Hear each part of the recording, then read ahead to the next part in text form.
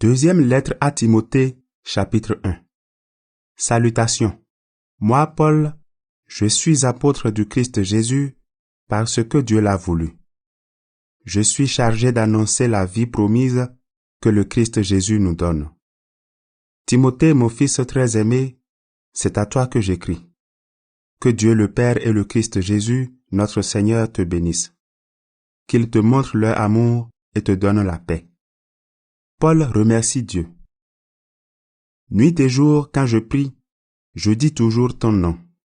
Et je remercie Dieu que je sers avec une conscience pure comme mes ancêtres l'ont fait. En me rappelant tes larmes, j'ai très envie de te voir pour être rempli de joie. Je me souviens de la foi sincère qui est en toi. C'était déjà celle de ta grand-mère Loïs et de ta mère Eunice, et cette foi est en toi aussi, j'en suis sûr. Le beau trésor confié à Timothée. C'est pourquoi je te rappelle ceci. Garde bien vivant le don de Dieu que tu as reçu quand j'ai posé les mains sur ta tête. En effet, l'Esprit Saint que Dieu nous a donné ne nous rend pas timides. Au contraire, cet Esprit nous remplit de force, d'amour et de maîtrise de soi. N'aie donc pas honte de rendre témoignage à notre Seigneur et n'aie pas honte de moi qui suis en prison pour lui. Mais souffre avec moi pour la bonne nouvelle avec la puissance de Dieu. Dieu nous a sauvés et il nous a appelés pour que nous soyons à lui. Il n'a pas fait cela à cause de nos actes, mais parce qu'il l'a décidé. C'est un don gratuit qu'il nous a fait dans le Christ Jésus avant que le monde existe. Maintenant, ce don est devenu visible quand notre Sauveur, le Christ Jésus, est apparu. C'est lui qui a enlevé son pouvoir à la mort, et par la bonne nouvelle, il a fait connaître la vie qui ne meurt pas. Dieu m'a chargé d'annoncer cette bonne nouvelle comme apôtre et de l'enseigner. C'est pour cela que je souffre maintenant, mais je n'en ai pas honte.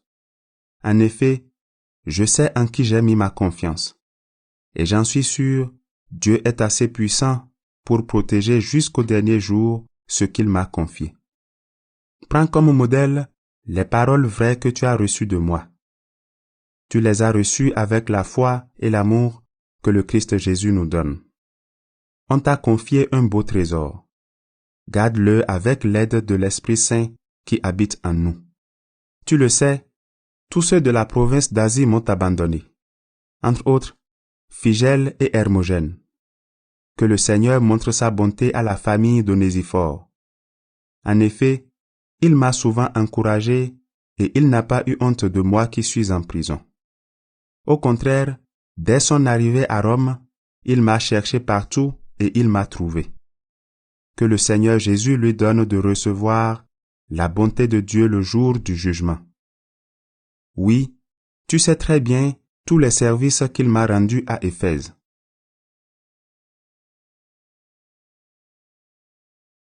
Deuxième lettre à Timothée, chapitre 2. Conseil pour être un bon soldat du Christ.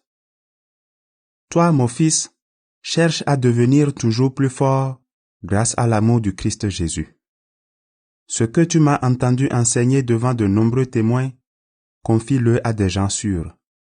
Ils doivent être capables eux-mêmes de l'enseigner aussi à d'autres. Prends ta part de souffrance comme un bon soldat du Christ Jésus. Un soldat qui sert dans l'armée et qui veut plaire à son chef ne s'occupe pas des affaires de la vie civile. Un sportif ne peut gagner le prix que s'il joue selon les règles. Les fruits de la récolte sont d'abord pour le cultivateur qui a beaucoup travaillé. Réfléchis à ce que je dis et le Seigneur te fera tout comprendre. Souviens-toi de Jésus-Christ. Il s'est réveillé de la mort. Il est né dans la famille de David, son ancêtre, selon la bonne nouvelle que j'annonce. À cause de cette bonne nouvelle, je souffre et je suis même attaché avec des chaînes comme un bandit. Mais la parole de Dieu n'est pas enchaînée.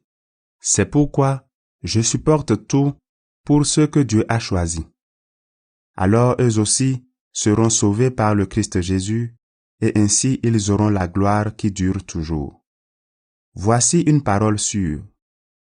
Si nous sommes morts avec le Christ, avec lui nous vivrons.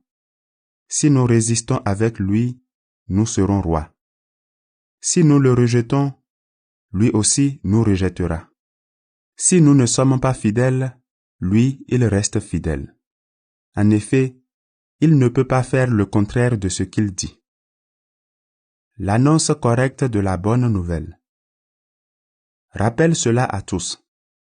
Devant Dieu, demande-leur avec force de ne pas se battre sur les mots. Cela ne sert à rien, sauf à démolir ceux qui écoutent. Tâche de te présenter à Dieu comme un homme solide, un ouvrier qui peut être content de son travail et qui annonce correctement la vraie parole de Dieu. Évite les discours creux et contraires à la foi. Oui, ceux qui les font s'éloigneront de Dieu de plus en plus. Leurs discours seront comme une plaie infectée qui s'élargit. Parmi ces gens-là, il y a Hyménée et Philette. Ils se sont éloignés de la vérité. Ils disent que Dieu nous a déjà relevés de la mort et ainsi, ils renversent la foi de certains. Pourtant, les solides fondations que Dieu a posées résistent. Voici les paroles qui sont écrites sur elles. Le Seigneur connaît ceux qui sont à lui. Et encore, celui qui dit « J'appartiens au Seigneur » doit s'éloigner du mal. Dans une belle maison, il n'y a pas seulement des plats en or et en argent, il y a aussi des plats en bois et en terre. Les uns servent les jours de fête, les autres servent tous les jours. Celui qui se débarrasse de ces enseignements faux, il ressemble à un plat qu'on utilise les jours de fête. On le gardera pour le Seigneur. Il sera utile à son maître et il servira pour faire tout ce qui est bien. Pas de discussion inutile et stupide. Fuis les désirs mauvais de la jeunesse. Cherche la justice, la foi, l'amour, la paix avec ceux qui prient le Seigneur d'un cœur pur. Mais rejette les discussions inutiles et stupides. Tu le sais, elles provoquent des disputes. Et un serviteur du Seigneur ne doit pas se disputer. Il doit être aimable avec tous, capable d'enseigner et de supporter les critiques. Il doit répondre avec douceur à ceux qui sont contre lui. En effet, Dieu leur donnera peut-être l'occasion de changer leur façon de penser pour connaître la vérité. Ils sortiront des pièges de l'esprit du mal qui les retenait prisonniers. Ils ne feront plus sa volonté et ainsi, ils pourront de nouveau penser correctement.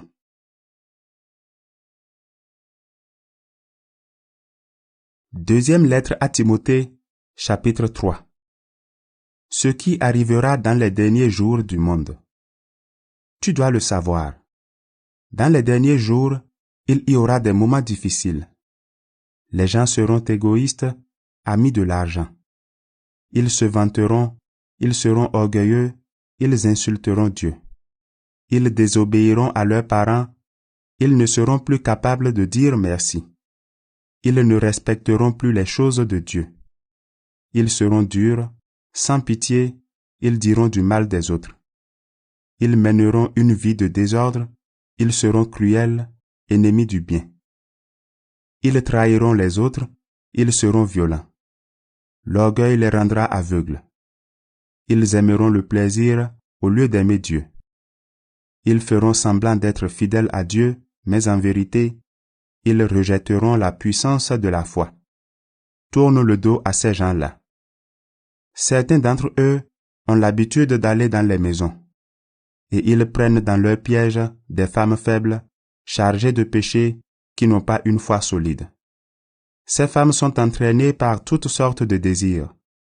Elles sont toujours en train d'apprendre, mais elles ne peuvent jamais arriver à connaître la vérité. Autrefois, Jeannès et Jambres étaient contre Moïse. De même, ces gens-là sont contre la vérité. Ce sont des hommes qui ont l'intelligence tordue et leur foi ne vaut rien. Mais ils n'iront pas très loin. En effet, tous verront leurs erreurs, comme autrefois on a vu les erreurs de Jeannès et de Jambres. L'utilité des livres saints. Mais toi, tu m'as suivi en tout. tu as écouté mon enseignement, tu as imité ma conduite, tu as connu mes projets, ma foi, ma patience, mon amour, ma fidélité. Tu sais les dures attaques et les souffrances que j'ai connues à Antioche de Pisidie, à Iconium, à Lystre. Oui, j'ai beaucoup souffert. Pourtant, le Seigneur m'a délivré de tout cela. D'ailleurs, tous ceux qui veulent vivre fidèlement en étant unis au Christ Jésus, on les fera souffrir. Mais les gens mauvais et les charlatans iront toujours plus loin dans le mal.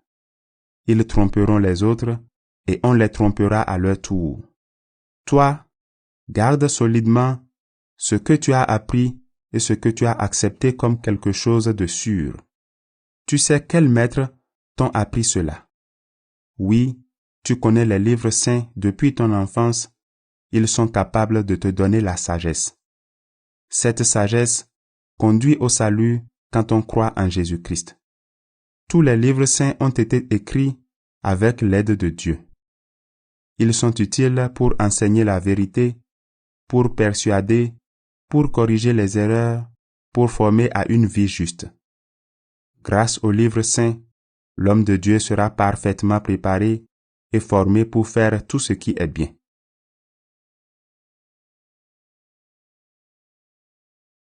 Deuxième lettre à Timothée, chapitre 4.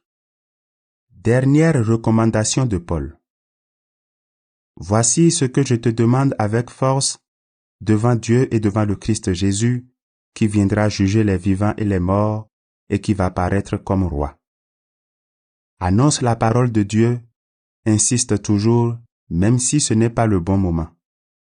Corrige les erreurs, fais des reproches et encourage avec beaucoup de patience, en cherchant toujours à enseigner. En effet, un moment viendra où certains ne voudront plus écouter l'enseignement juste, mais ils suivront plutôt leurs désirs. Ils feront appel à une foule de maîtres qui leur diront ce qu'ils ont envie d'entendre. Ils fermeront leurs oreilles à la vérité et ils les ouvriront pour écouter des histoires fausses. Mais toi, sois raisonnable en toutes choses. Supporte la souffrance, travaille à annoncer la bonne nouvelle, sois un parfait serviteur de Dieu. Pour moi, voici le moment où ma vie va être offerte à Dieu comme un sacrifice. Je vais bientôt mourir. J'ai combattu le beau combat, j'ai fini ma course, j'ai gardé la foi. Et maintenant, le prix de la victoire m'attend. C'est la juste récompense que le Seigneur, le juste juge, va me donner le jour du jugement. Il me la donnera à moi, mais il la donnera aussi à tous ceux qui attendent avec amour le moment où il paraîtra. Remarque personnelle. Tâche de venir me rejoindre très vite. En effet, Démas m'a abandonné parce qu'il aime trop les choses de cette terre. Il est parti à Thessalonique. Crescens est parti en Galatie et Tite en Dalmatie. Seul Luc est avec moi. Prends Marc et amène-le avec toi, il m'est très utile pour le service de Dieu. J'ai envoyé Tychique à Éphèse.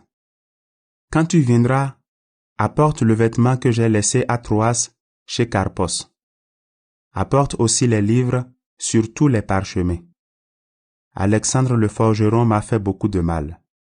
Le Seigneur lui donnera ce que ses actes méritent. Méfie-toi de lui, toi aussi. En effet, il s'est opposé durement à ce que nous avons dit.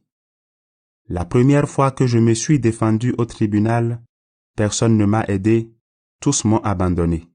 Que Dieu ne les punisse pas.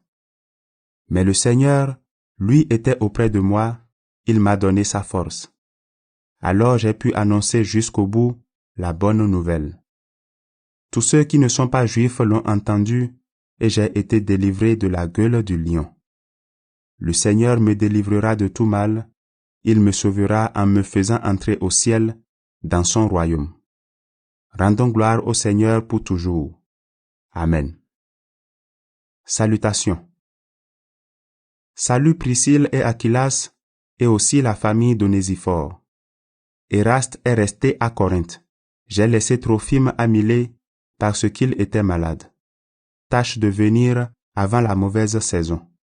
Eubule, Pudens, Linus, Claudia, ainsi que tous les frères et sœurs chrétiens te saluent. Que le Seigneur soit avec toi. Qu'il vous bénisse tous.